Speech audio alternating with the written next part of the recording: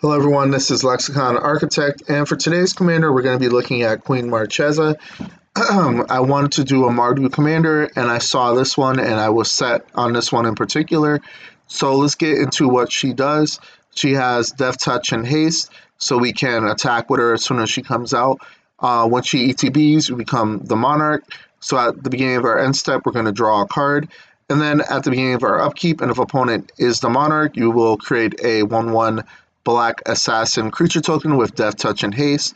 So as our opponents are attacking us, they become the Monarch. We're going to generate these little tokens on our upkeep, which is going to allow us to have either blockers or sack fodder to draw cards. So let's get into the creature package. We're running 26 creatures. We play Adeline to generate tokens whenever we attack an opponent. We're going to make 3 of those if we have 3 opponents, and its power is equal to the number of creatures you control.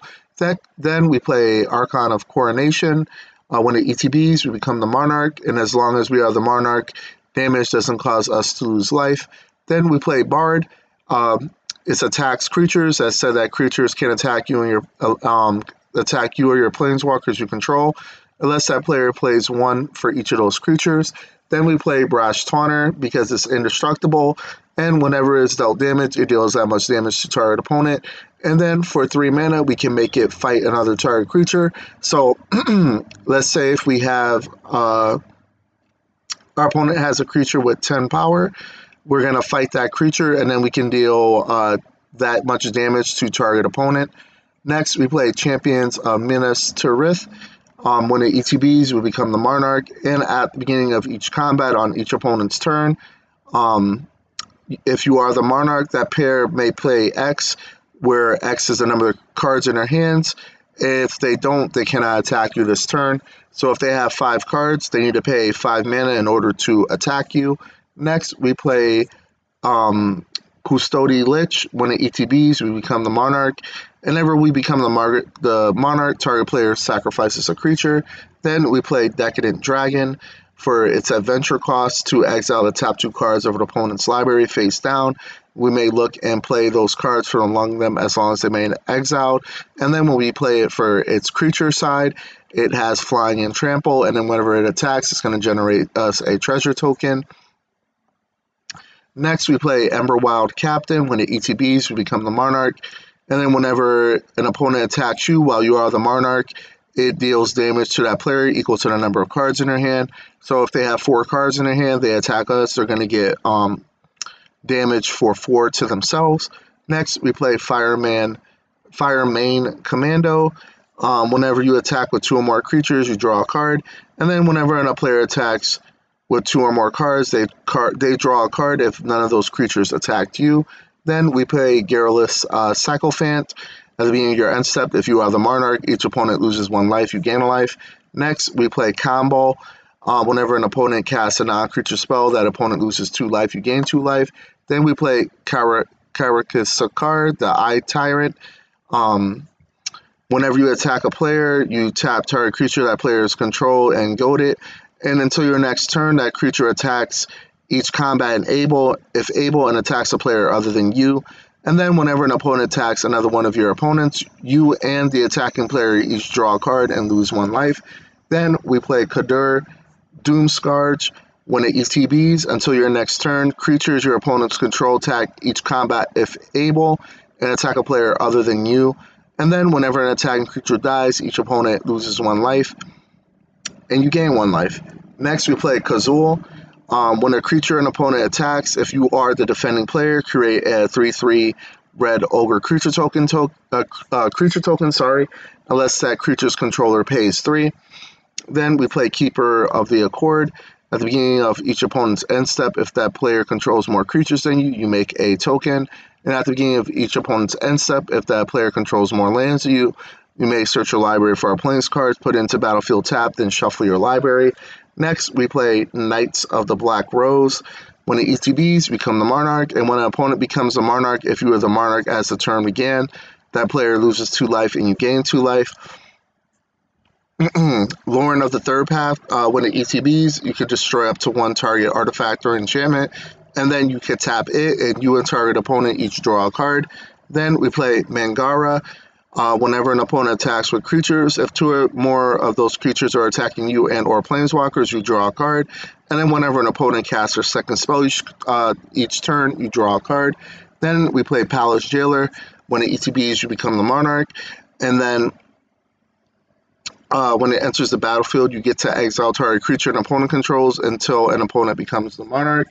Next, we play Protector of the Crown. When it ETBs, you become the Monarch. All damage that will be dealt to you is dealt to this instead. Skylot Despot. When it ETBs, you become the Monarch.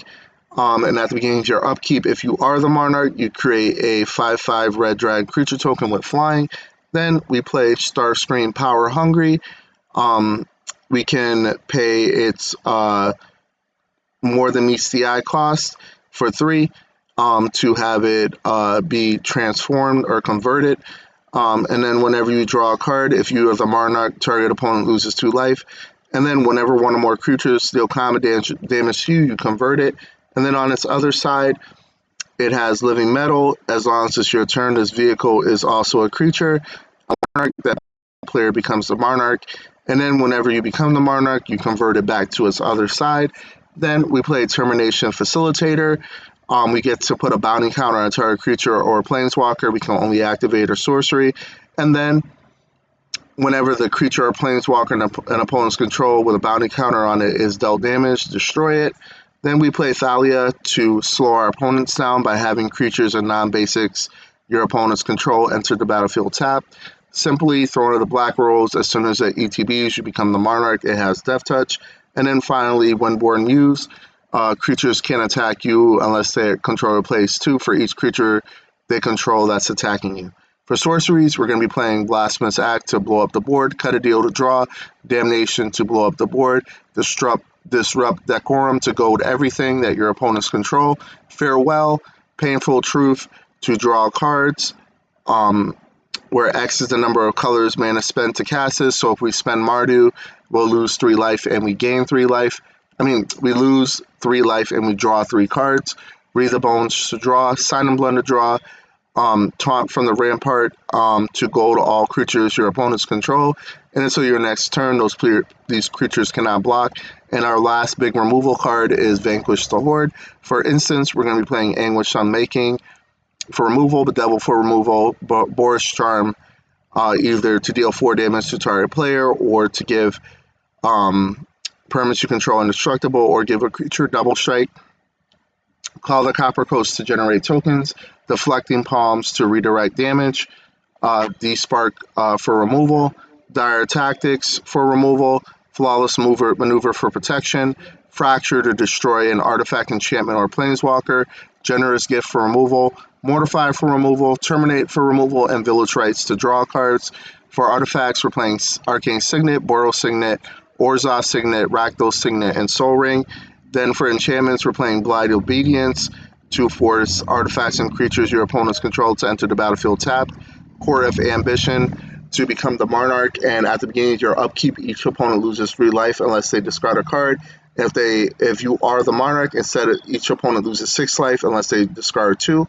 Court of Ardenvale to bring back a creature with mana value 3 or less from your graveyard to your hand. If you're the Monarch, return it to the battlefield.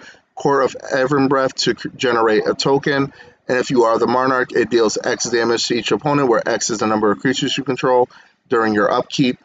Court of Grace to either make a 1/1 Spirit or create a 4/4 Angel creature token if you are the Monarch during your upkeep. Court of Ire. At the beginning of your upkeep, Court of Ire deals 2 damage to any target, and if you are the Monarch, it does 7 instead. Court of Lockwain. At the beginning of your upkeep, exile the top card of target opponent's library. You may play that card for as long as it remains exiled, and mana of any type can be spent to cast it. And if you are the Monarch, until the end of turn, you may cast a spell from among the cards exiled it without playing its mana cost. Ghostly Prison for attack's ability. Marchesa's Decree. Whenever a creature attacks you or a planeswalker you control, that creature's controller loses 1 life. And for Phyrexian Arena to draw an extra card, lose a life, and draw an extra card during our upkeep. As far as lands go, it's pretty straightforward. As I can see here, I don't believe there are any utility lands, and that is it in a nutshell. This deck is going to cost you $276. I hope you enjoyed this deck tech and have a good day.